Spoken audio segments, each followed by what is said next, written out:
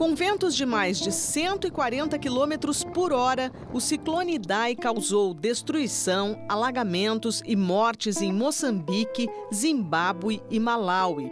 Beira, uma das maiores cidades moçambicanas, foi uma das mais afetadas. Nela nasceu o escritor Mia Couto, conhecido por livros como Terra Sonâmbula e a trilogia As Areias do Imperador. Ele está escrevendo um romance sobre a cidade.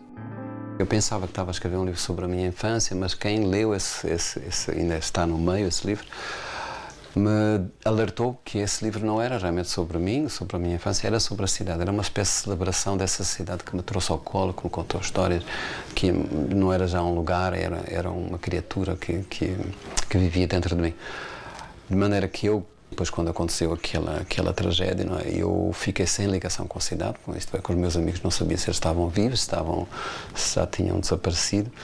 Tive dúvidas se eu mantinha esta viagem para o Brasil, porque o que havia a ser feito era tanto e a urgência era tamanha, mas fui à Beira e fez-me muito bem porque abracei os meus amigos e eles me contaram histórias e sobretudo mostraram que eles já estavam respondendo, estavam erguendo as suas casas, os seus telhados e estavam no fundo refazendo-se a si próprios, já eram capazes de contar histórias. O ciclone já estava convertido numa história e isso me fez muito bem.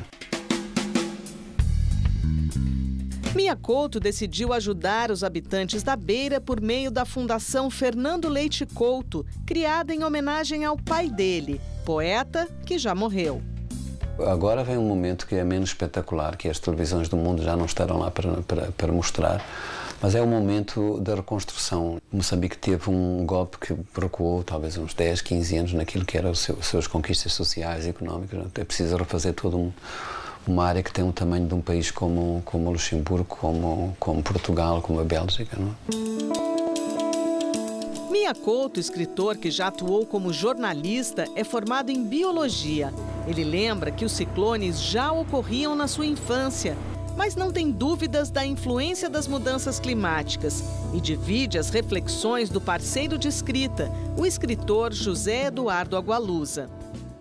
O Agualusa dizia de uma maneira quase provocatória que os países que dão ajuda, como os grandes países industrializados, deviam pensar que aquilo que têm como ajuda é quase uma indemnização, não é? É quase uma reposição de estragos que são causados principalmente pelas emissões que saem desses grandes países desenvolvidos e que um país como Moçambique contribui muito pouco para o efeito de estufa, não é?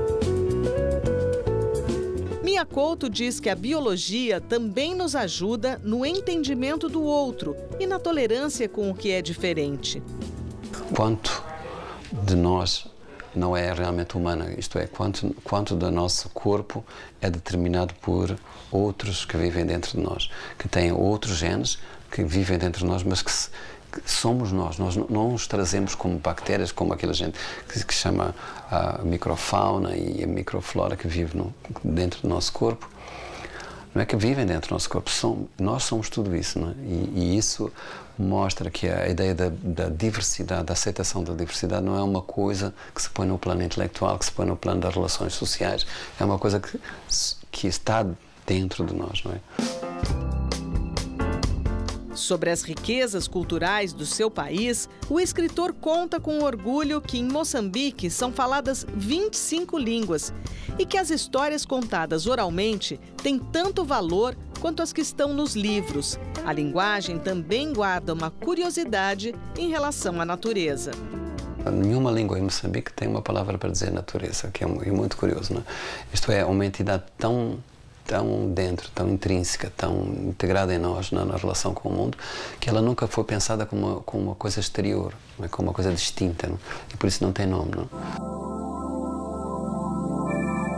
O escritor explica por que se dedica a entender a linguagem das árvores. O que ela mostra acima da superfície é muito pouco e é preciso tentar adivinhar o que está por baixo. Muitas vezes uma árvore esconde o que é essencial, as raízes e a maneira como essas raízes se comunicam com outras raízes de outras árvores e como elas têm linguagens através de fungos, através de outros organismos que fazem intercâmbio, que fazem simbioses.